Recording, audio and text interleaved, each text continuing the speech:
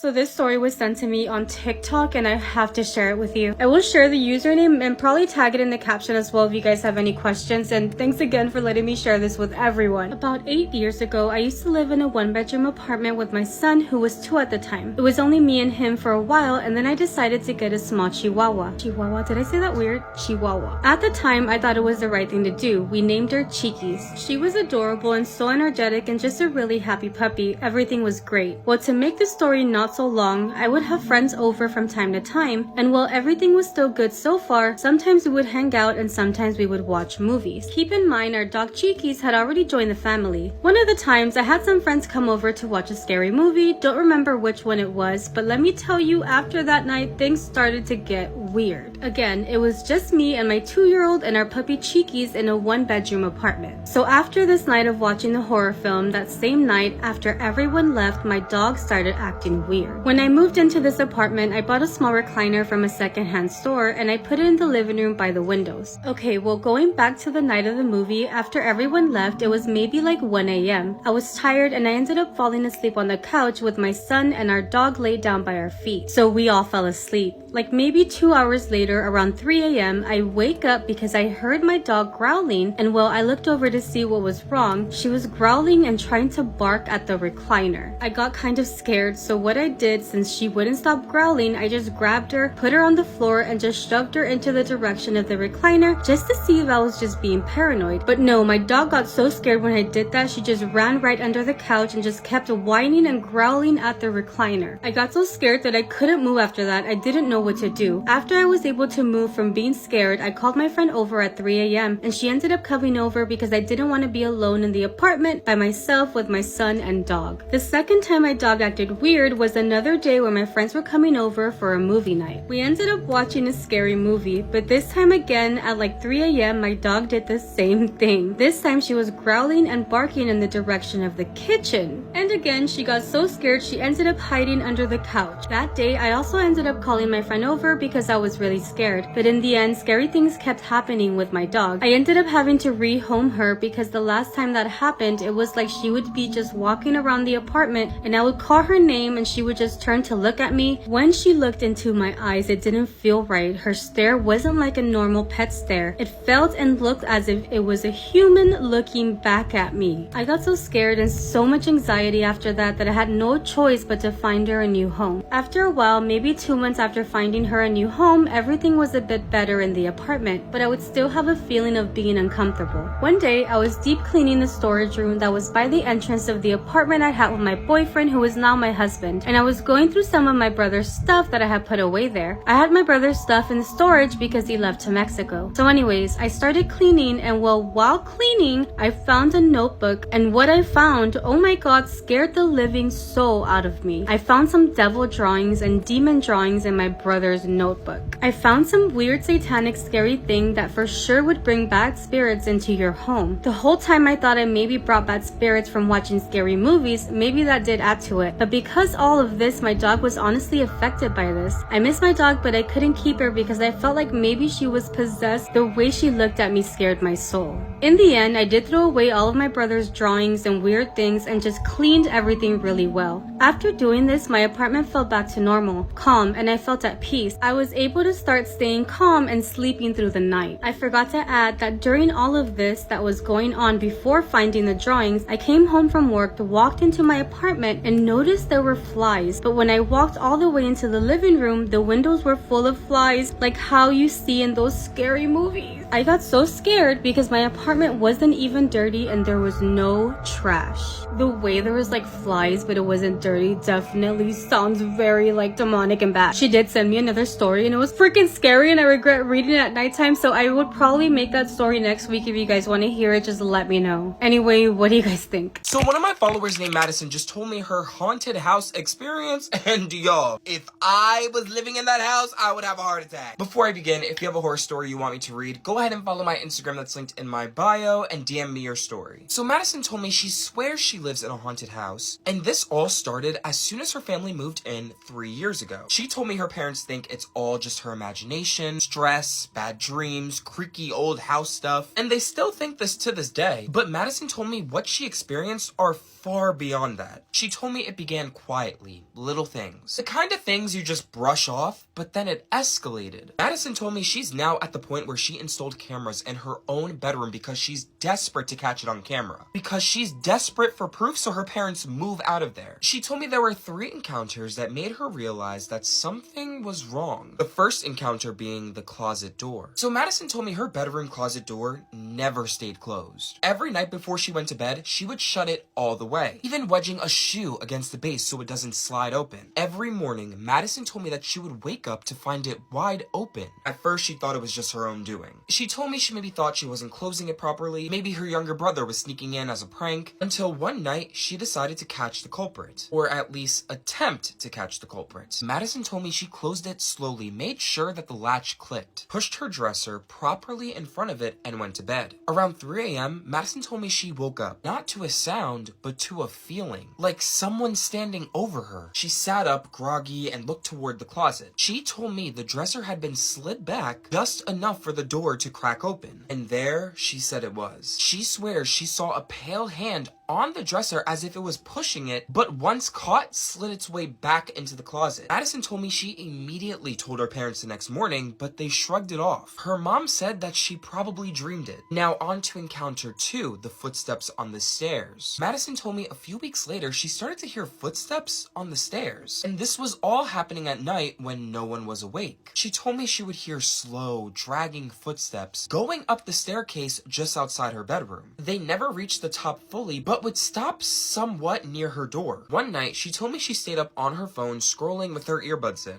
and at around 2:15 a.m., she started to feel vibrations of the steps through the floorboards. She yanked out her earbuds and listened. Step, step, step, and then it stopped. She told me she whispered, "Mom," but no one answered. So she got up and opened her door, but the staircase below was empty. Every light was off, her parents' bedroom door was closed, and even her brother's. But this is where it got creepy. Madison told me as she stood there staring down the dark stairwell, she heard something breathe right behind her ear. She told me the breathing, the breath of it was not warm, it was cold, almost freezing, and when she spun around, it was empty. No one was in the hallway but herself. Madison told me the next morning she told her parents again, and her dad said, "Old houses creak, you'll get over it." The last encounter was the woman at the edge of her bed. She told me this last encounter made her stop sleeping without a light. She told me it was a stormy night, thunder rattling through the windows. She had just drifted off when something woke her. This time, it wasn't the closet or the stairs, it was the sense that someone was in her room. She told me she opened her eyes and what she saw shocked her. At the edge of her bed stood a woman. Tall, hair hanging wet over her face, her clothes dark and dripping as if she had just came back from standing in the rain. Madison told me she could see the water pooling on her carpet even though her windows were closed. She told me the woman didn't move, she didn't speak, she just stared with her head tilted slightly. And the longer Madison stood back, the colder the room got. She told me her body felt like it was wrapped in ice. She tried to even scream for her parents, but her voice just wouldn't come out. She told me the only thing she could do was squeeze her eyes shut,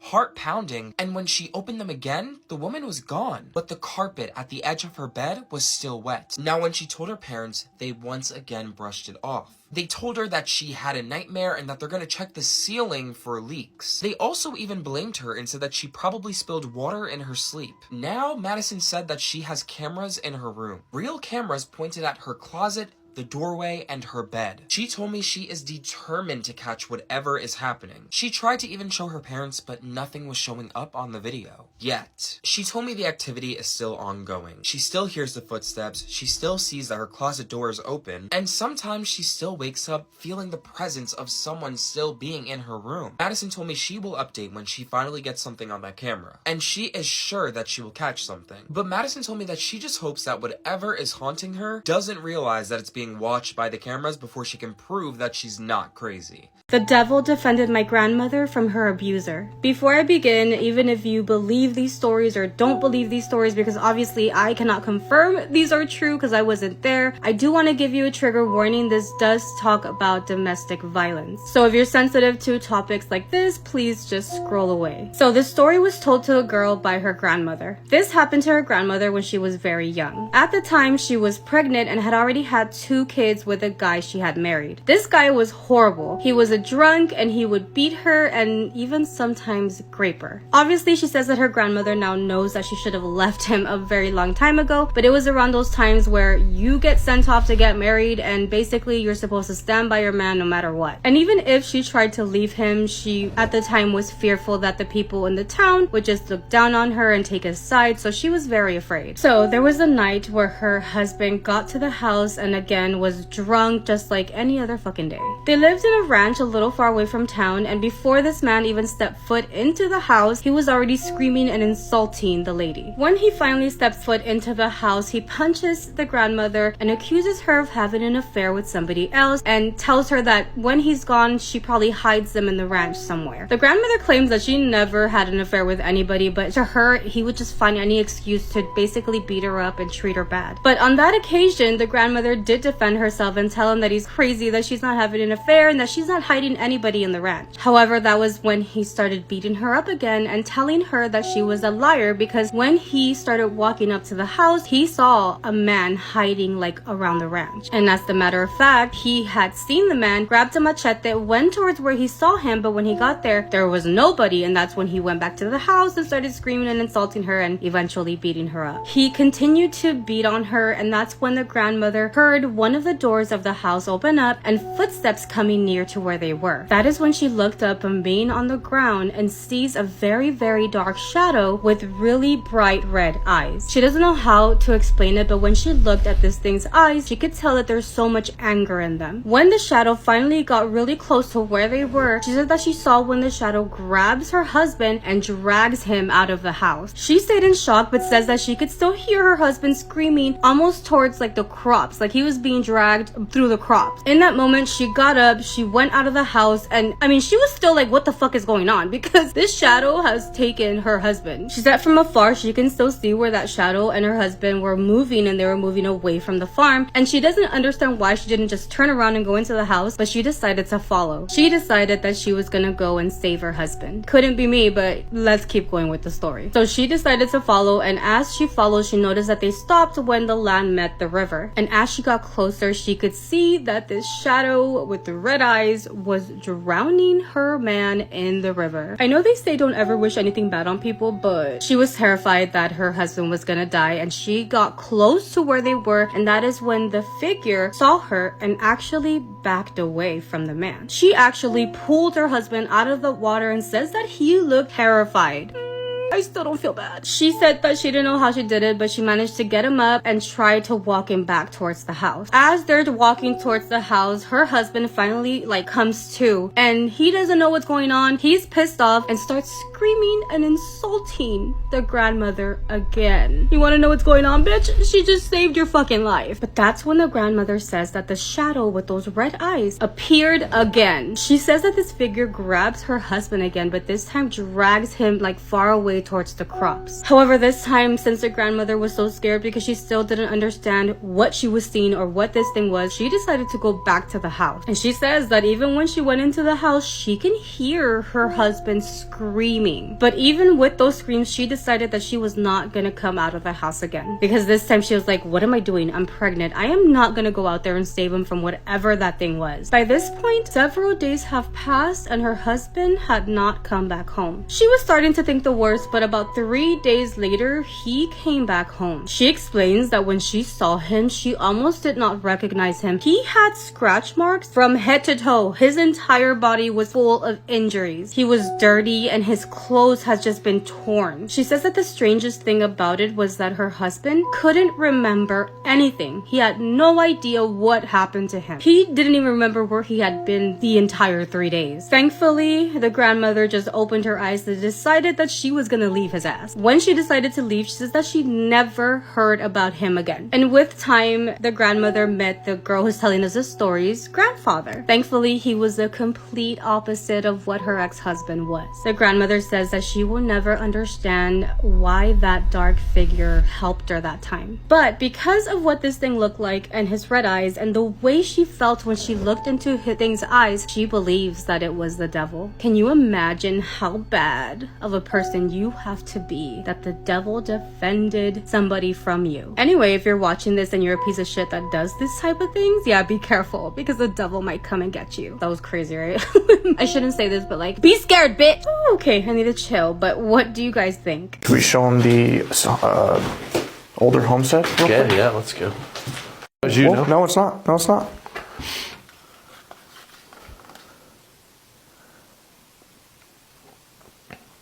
Was that you? Yeah, that's on either side. It went to both. Yeah. What if your sleep paralysis experience went into the real world and hurt you? That's what tonight's True Scary Story is about, okay? So buckle up. Before we begin though, I just want to remind you to subscribe to my YT channel. The link is in my link tree in my bio where I tell scarier stories, longer versions of stories, and the same stories I tell on here over there. Also, if you want to send me your True Scary Story and you want me to recount it on here, my email is in my bio. It's kaisespooky@gmail.com. So today's submitter's name is Danny, and Danny has had sleep paralysis since she was 12 years old, and it went until she was 17 years old, and you're going to find out why it stopped when she was 17. By the way, Danny did say that I could tag her, so she will be in the description and she will be in the comments. So if you have any comments or questions, drop them there. Here's the scary thing though. All of her sleep paralysis experiences consisted of entities that looked like Slender Man and Hat Man. Just scarier versions. She said that at this early age, she was having sleep paralysis every single night. And every single night she would have sleep paralysis, the next day her mental health would deteriorate. And this would happen quite often. She also said that if she ever watched scary movies or anything supernatural, paranormal, it would also trigger it. She said she only saw Hat Man like once or twice, but she said Slender Man is where it got real, where it was scary and violent. She did say that she lived next to a cemetery and that may be what triggered it, but I don't know. So Danny said that her bedroom door was always closed and she was always alone because she shared a room with her sister, but her sister was always sleeping over at her boyfriend's house. She would fall asleep and then she would feel a presence in her room, and then her heart would start to race and beat and she would start sweating, and she knew what was about to happen. If you've had sleep paralysis before, you know this feeling. She said that this would always happen around 2 or 3 a.m. and the only reason that she knew this is because she slept facing her clock. So when she would open her eyes during the sleep paralysis, she could see what time it was. She said that every single time it happened, she would wake up, she would open her eyes, and in the corner of her eye, she would see Hat Man, and she would look over and he would be slowly creeping towards the bed towards her, and he would make this clicking sound as he would do it. He would walk around to the end of her bed, he would sit at the end of her bed, and then he would just take his hat off and he would just smile at her. He was completely black except for the big grin and these sharp white teeth. She said that during this incident, when this would happen, she could not move, she could not scream, she could not do anything, obviously. But this would happen for hours, literally. She would be in this state for like 2 to 3 hours because it would happen till like 5 or 6 a.m. in the morning. Holy shit. And the whole time, he would just be sitting on her bed, smiling at her. Around 5 or 6 a.m., he would get up, put his hat back on, and he would walk out the door. She said Hat Man would come visit her like 3 or 4 times a week, but she said Slender Man, on the other hand, would visit her less, but this experience was much worse. With Slender Man, it was the same experience. She would wake up, her heart racing, all that stuff, but different. He would try to scare her. He would first grab the door handle and he would rattle the door handle, just then the door would slowly open, and then she would see this tall, slender, black figure just start creeping towards her bed. He had bright red eyes, sharp white teeth, and he was so tall that he had to crouch underneath her high ceilings. He had super long arms, and they were so long they hit the floor, and he had these sharp, long fingernails that would just drag on the floor. So when he would walk to her bed, it was very similar as Hat Man because he would make that same clicking noise when he would walk to her bed, just that. He would get to the end of her bed and his bright red eyes would grow bigger and his sharp white teeth and his smile would get bigger. And then he would just slowly crawl on her bed. He would then get right on top of her and he would just get right in her face and he would start screaming in her face with saliva and spit just coming out of his mouth. Then put one hand on her chest and just press on it so that she would struggle to breathe. And she couldn't move, so she couldn't do anything about it. He would then take his other hand and he would scratch her arms and legs as he was screaming in her face. He would then slowly crawl backwards with that same grin on his face, and he would exit her door and leave the door open. She said that this would normally last for about 2 hours, like 1 or 2 hours, and it would always happen around 3 a.m. It was shorter than the Hat Man, but way more terrifying. She would then snap out of it and be struggling to breathe, coughing, panting, covered in sweat. A bedroom door would be open, and she would have scratches on her arms and on her legs. But in November of 2017, her Nan passed away, and she was incredibly close to her Nan. She had never seen a picture of her Nan when she was younger. She had only seen what she looked like as an older woman. But the night she passed away, Danny didn't know that she had passed away, and she started to get sleep paralysis, and it was Slender Man. And Slender Man started to crawl on her bed, as he does. So as soon as it gets to the part where he starts screaming in her face, she sees this bright white light appear, and then this woman comes down. And this woman looks exactly like her Nan, except for like 60 years younger. She had ginger hair and sort of like a beehive updo, and she was wearing a white gown. She looks so beautiful, and as soon as she sees what Slender Man is doing, she gets right in his face and she says, "You will not visit her anymore. You will not scare her anymore. You are banished from this house, and you will not bother her or the rest of our family." And then she said that Slender Man looks scared. He gets up immediately and he just skedaddles right out of the room. This woman then looks at her and smiles and says, "Everything is going to be okay. I'm with Grandpa now." She said that although her Nan had passed and she had known that it was her and that she had passed at this point, she woke up just feeling lighter and brighter. After she gets up, she goes downstairs to meet with her mom, and her mom looks at her and says, "Look, I have some bad news. Nan passed away. She was 98 years old, so she lived a long life." And Danny just says, "I know," and she tells her about the sleep paralysis incident. Her mom knew that she had suffered from it. She also tells her mom what she saw, how she looked, like how much younger she looked and what she looked like, and her mother was like, "That is exactly to the T what she looked like when she was about 30 years old." So she had the ginger hair. She used to wear her hair up like that all the time. Because remember, Danny had only seen her grandmother as being like a very elderly woman. So she had gray hair, she was older, she had never seen her like that before. And ever since that incident, she had never had sleep paralysis ever again. And she ends it by saying, "My Nan saved me. She protected me, and she still continues to protect me." I don't know why I'm getting emotional right now. She says that she's not religious, but ever since then, she has become more religious because of her experience. Now she believes way more in the afterlife and on a lighter side of the afterlife. It's good to end on a light note, right? What do you guys think happened here? Do you think she was really seeing Slender Man? Do you think she was really seeing Hat Man? What do you think? Do you think her grandmother actually saved her? Because I think it's so scary to know that sleep paralysis can come into the real world. And this just proves that sleep paralysis is paranormal. I'm sorry, I don't care what you say. In my opinion, it is paranormal. My name is Kaisa. I tell true scary stories that you guys submit to me on here every single night. So if you have a true scary story, please submit it to me. My email again is in my bio. And other than that, what do you guys need to do for me tonight? Have a spooky night. Love you guys. See you in the next one. My grandma always used to tell me that nothing good happens between the hours of midnight and 4 a.m. She would say, "Those are the devil hours. Do not go out during that time." And, I always tell people, if you don't believe any of this stuff, right, go out after midnight into the woods alone and then tell me what you think. Now, many years ago when I was younger, I had just gotten out of the military, and I was kind of adjusting to this regular civilian life. Now, one of the things that helped me is I got into doing outdoor survival. Now, I used to do these 4 to 5 mile backpacking hikes where I would go out sometimes 12:30, 1 o'clock at night and hike in the woods. This particular area that I would hike was along the river. It was like this hill, and it was just this heavily wooded area. Now, at the time, right, this area was known to be home to the Peoria Indians. And this is where they hunted. This is where they lived. There's even believed to be this huge burial ground on this area that was never found. So this particular night, I decided to hike this trail called the Pimatui. Now, the Pimatui was an old Native American trail they used to use to get down this hill to the river. So what I would do is I would hike this trail, and I would get to this specific spot where there was a stream that cut through the trail. I would then turn right, and I would follow this stream through a ravine down to the river. So as I'm hiking the Pimatui Trail, I come to the stream, I turn right, and I start following along down this ravine. I start hearing like music, and it sounded like someone was singing, but it wasn't like a person. It was like one of those old music boxes. And as I kept on walking further and further, like it got a little louder and then a little louder. And that's when I get to the specific spot of this stream where it kind of makes a curve, and there's this sharp ravine with two steep sides on both sides. And I remember hearing this music like coming from the side of this cliff.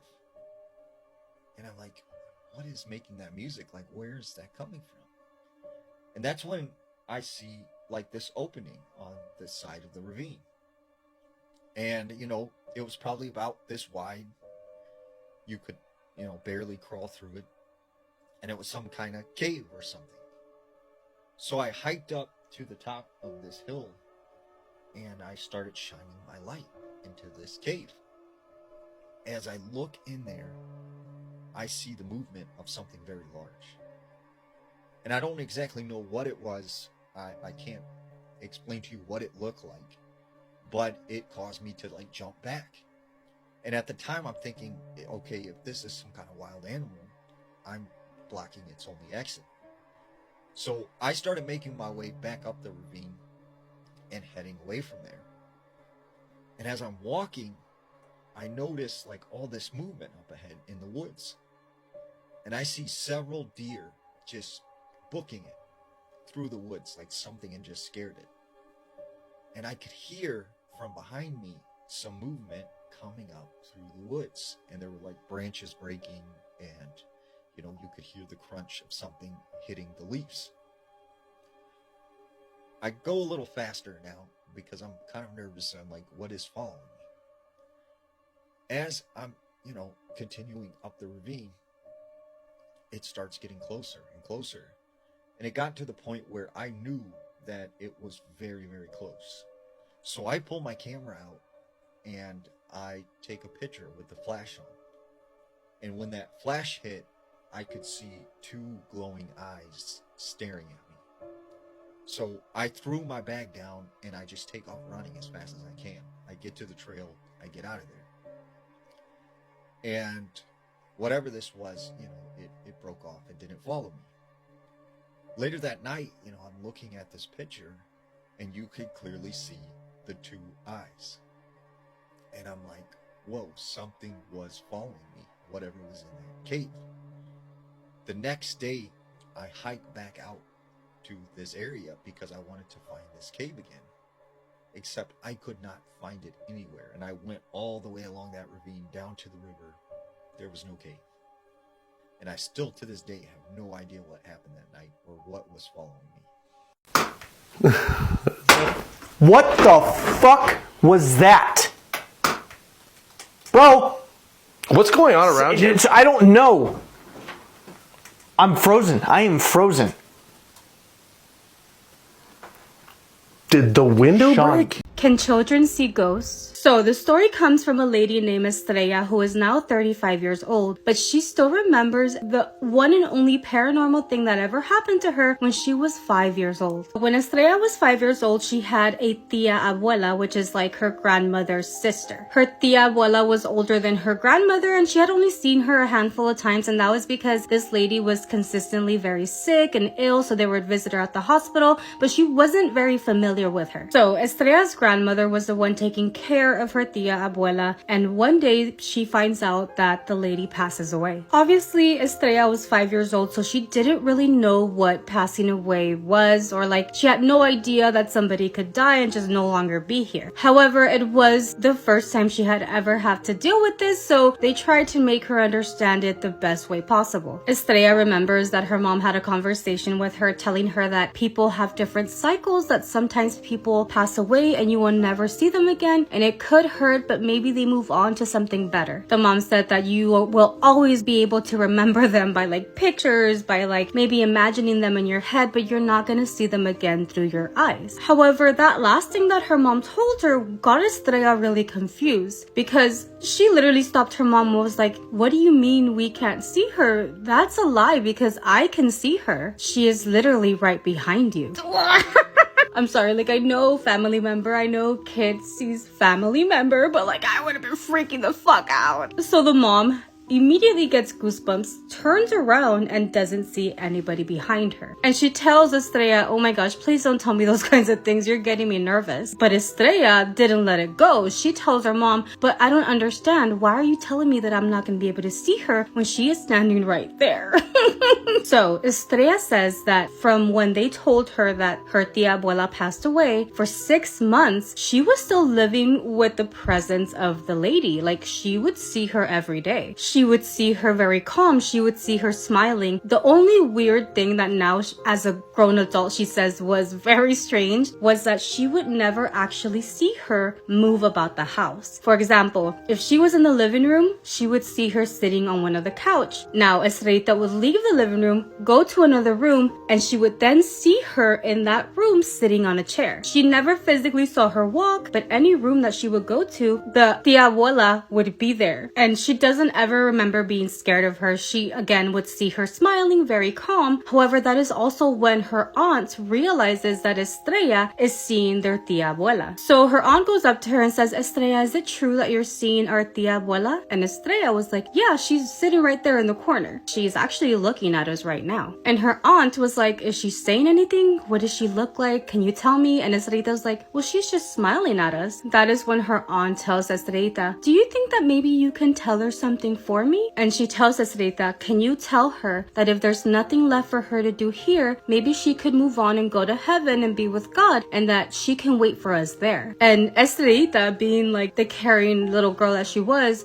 looks at her aunt and says, you don't think that's kind of rude for me to tell her? And her aunt tells her, no, it's not rude, because when we're done with this cycle here, it's time for us to go and get some rest. And she tells her, sometimes your tia abuela was a little hard-headed, so you got to tell her. Estrella says that she will never forget this because she remembers walking towards her tia abuela, looking up at her, and her tia abuela looking down at her and just says, well, you heard her. She says you have to go and wait for us in heaven. So goodbye. She says that she remembers still looking at her face while telling her that, and that her tia abuela was smiling almost like she wanted to burst out laughing. And then she just started to fade away. She says that she had never seen her after she faded away, and she had never even seen anybody else that had passed away throughout her life. Now, as a 35-year-old, she says that she looks at death very differently because she knows that when her day comes, her tia abuela is going to be waiting for her, her aunt, and her mother. I know this story is not scary. Well, a tiny bit, because if it happened to me, I'd also be like, huh? Who the fuck is behind me? But what do you guys think?